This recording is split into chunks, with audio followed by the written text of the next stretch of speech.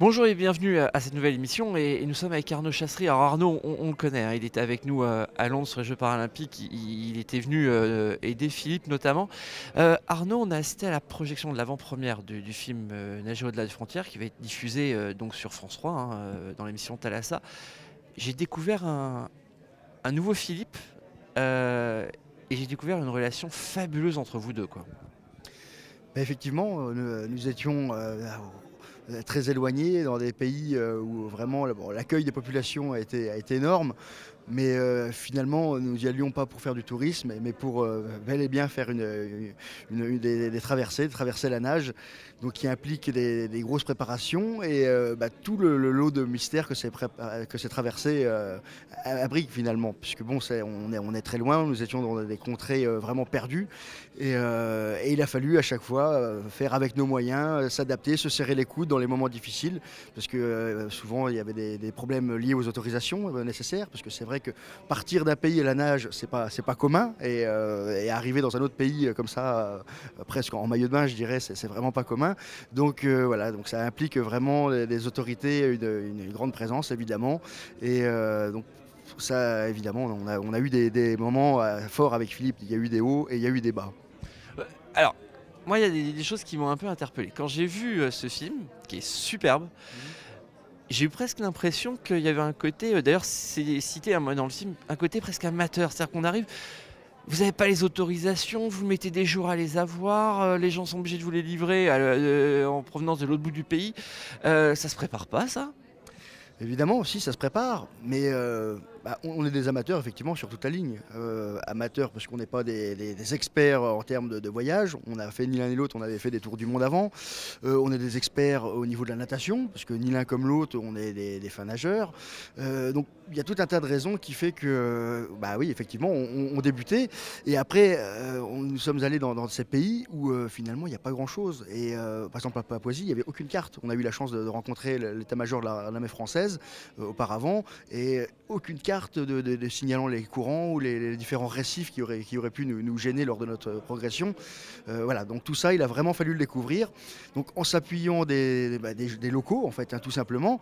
Mais on s'est vite rendu compte que ces gens-là connaissaient pas bien la mer non plus finalement, et que suivant les gens qu'on allait rencontrer, les indications qu'on nous donnait n'étaient pas toujours les mêmes.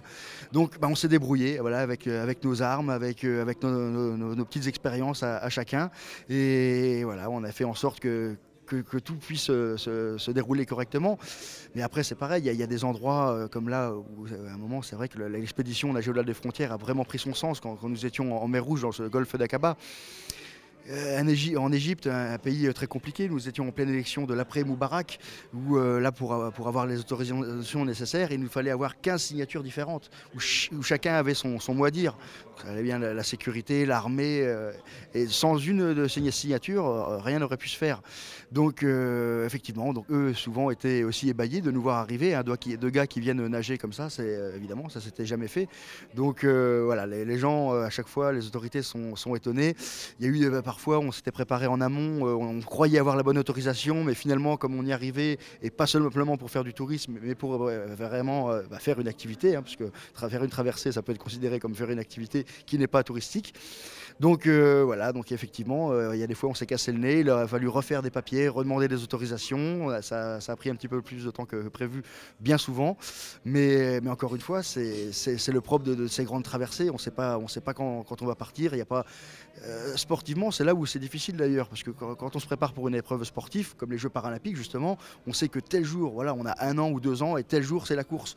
Nous, on est soumis à une fenêtre météo, donc on est vraiment dépendant du temps et de ces autorisations qui sont bien souvent difficiles à avoir. Donc voilà, jusqu'au bout, rien n'est jamais sûr, et c'est pour ça que c'est important de bien se structurer, d'avoir vraiment une équipe avec nous avec qui on puisse vraiment faire confiance. Et puis des passages comme cela, effectivement, ça resserre les liens. Avec Philippe, on a rencontré des gens vraiment extraordinaires, des gens qui se sont manifestés et qui de différentes manières pour nous apporter leur soutien, et ça finalement c'est ce que l'on retiendra de cette aventure. Oui, c'est ça. C'est une aventure sportive, certes, mais finalement, c'est un pourcentage, je ne vais pas dire assez faible hein, de l'expédition, mais on a bien compris. C'est aussi une expédition administrative, mais c'est avant tout une expédition humaine. Tout comme Philippe, tu nous as fait verser une petite larme aussi. Finalement, on s'aperçoit qu'on a, on a tous une histoire, en fait, on a tous un passé.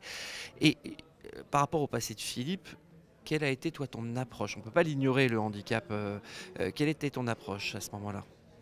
Et moi, la chose la plus importante, c'est pas d'a priori. Moi, la première fois que Philippe m'a appelé, ça m'a renvoyé, moi, où quand j'ai commencé à chercher des renseignements pour traverser la Manche.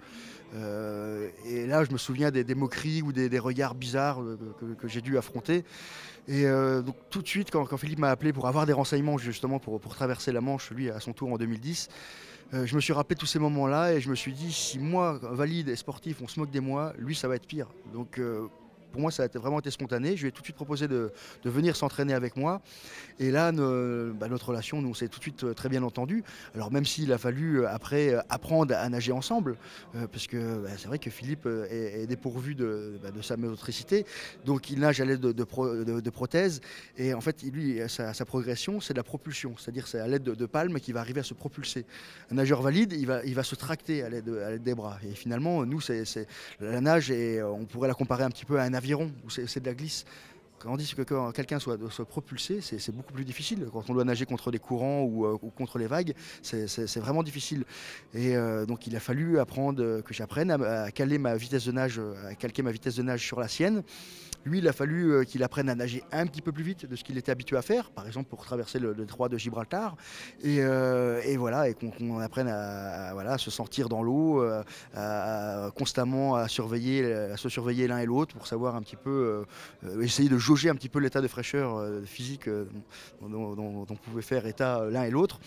Donc tout ça, ça s'apprend. Ça a été l'occasion de s'entraîner pendant presque 18 mois dans des conditions toutes différentes des unes des autres, hein, parce que nager en eau froide, c'est vrai, c'est difficile, mais nager dans l'eau chaude auprès de 30 degrés, il ne faut pas croire que c'est plus facile.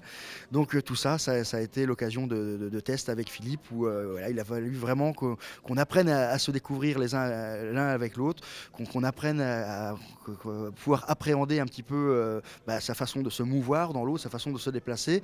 Mais honnêtement, je pense qu'on s'est apporté autant l'un à l'autre.